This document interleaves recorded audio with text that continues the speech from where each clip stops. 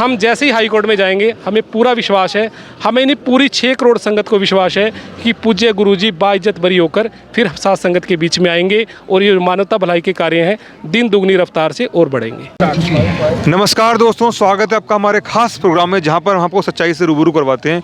और आज हम आप पहुंचे हैं डेरा सच्चा सौदा की धरती पर, और यहाँ पर बहुत सारे लोग आए हुए हैं। पूछते हैं उनसे एक एक करके, नाम बताइए अपना और कहाँ से आए हैं आप? मेरा नाम विजय है और मैं सिरसा हरियाणा से आया हूँ। क्या करते हैं आप? मेरी बिस्किट फैक्ट्री है दिल्ली बवाना में।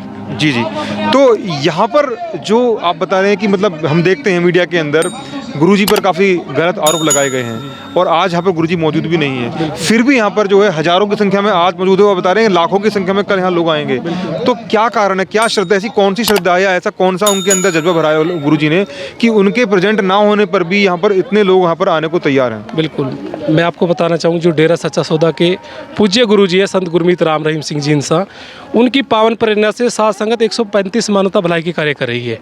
और साध संगत यहाँ पर जो आपने बताया कि लाखों में क्यों आ रही है, कोई भी आज ये कलयुग का समय है, बिना स्वार्थ के कोई कहीं नहीं जाता। अगर किसी को कुछ मिलता है तो वहाँ पर वो जाता है। मैं अपनी कहानी बताता हूँ।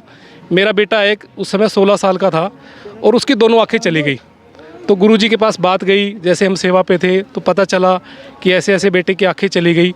और मैं उस समय इंदौर में था, तो घर वाले डॉक्टर को दिखाने गए, तो डॉक्टर ने कहा कि इसका जो मुंह पे ये नस है ये बंद हो गई है, क्लोज हो गई है, इसलिए इसको पैरालाइज भी हो चुका है, और इस वजह से उसकी दोनों आँखें चली गई। तो गुरुजी ने वहाँ से प्रसाद भेजा, प्रसाद आया, हमारे पास पूरी रिपोर्ट है, सब रिपोर्टें हैं। डॉक्टर ने बोला कि ऑपरेशन के बाद भी आँखें नहीं आ सकती। और जैसे ही प्रसाद खाया, प्रसाद खाने के तुरंत बाद बच्चे की दोनों आँखें पहले से भी बढ़ के नोबरनो हो गई। तो ऐसे लोग जुड़ते हैं, और गुरुजी ने हमारे अंदर जो सेवा भावना का, दूसरों की मदद करने का जो जज्बा भरा है, उसी वजह से हम लोग दूसरों की भलाई करते हैं। 135 मानवता भलाई के कार्य साध संगत करती है।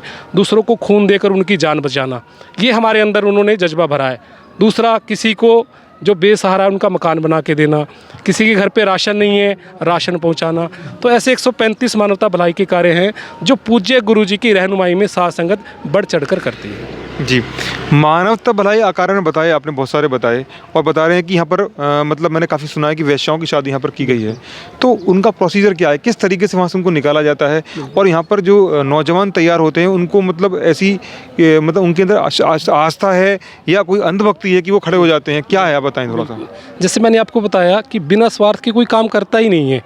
हमें एक बच्चे की आँखें मिली हैं, डॉक्टर करोड़ों रुपये लेके भी वो आँखें नहीं ला सकते थे, इस वजह से लोग भागते हैं। और जो वेश्याओं वाली बात है, इस समाज में वेश्याओं को हम लोग अपनी बहन बेटी को भी अगर कहीं भेज दें तो उन पे भी लोग शक करने लग जाते हैं, उनको भी गलत निगाह से देखते हैं।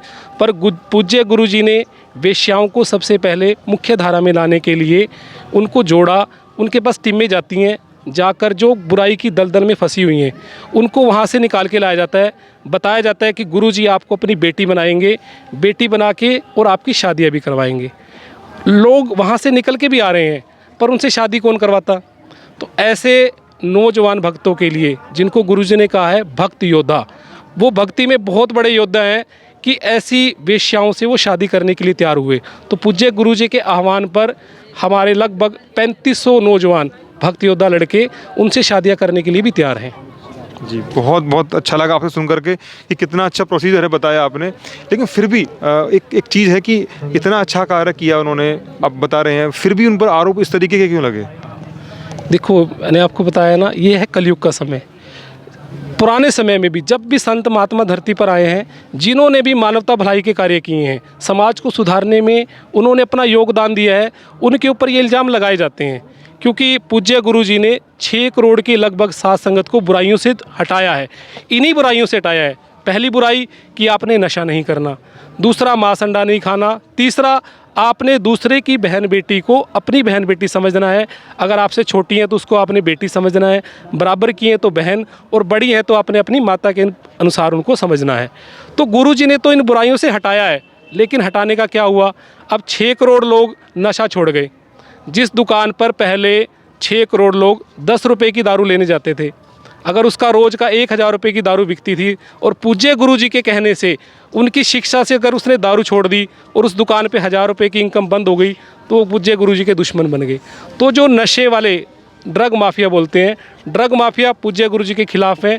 तो ये मनगढ़ंत आरोप लगाए गए उनके ऊपर ताकि समाज को हटाया जाए अच्छाइयों से और लोग बुराइयों की तरफ जाएं, क्योंकि बुराई के नुमाइंदे कभी भी नहीं चाहते कि लोग सुधरें, अच्छे हों, समाज सुधरे। तो ये सब पैसे का, राजनीति का बहुत सारे खेल होते हैं, बहुत सारी बातें हैं। पुराने समय में देख लो, श्री रामचंद्र जी के ऊपर भी ये समय आया, 10 गुरु सिखों के हुए, सभी के ऊपर ये आया है जिन्होंने भी समाज को सुधारने की कोशिश की है। हम जैसे ही हाई कोर्ट में जाएंगे, हमें पूरा विश्वास है, हमें नहीं पूरी 6 करोड़ संगत को विश्वास है कि पूज्य गुरु जी बाइज्जत बरी होकर फिर साथ संगत के बीच में आएंगे और ये मानवता भलाई के कार्य हैं दिन दुगनी रफ्तार से और बढ़ेंगे। जी, आपसे बात करके बहुत अच्छा लगा। बात करने से काफ़ी कुछ पिक्चर क्लियर हुई है डेरे के रिगार्डिंग। और मैं हूं आपका दोस्त Amit. MSG fan club UP को सब्सक्राइब करें और सब्सक्राइब वाले बटन पर क्लिक करें और बेल आइकन पर भी क्लिक करें जी। Thank you.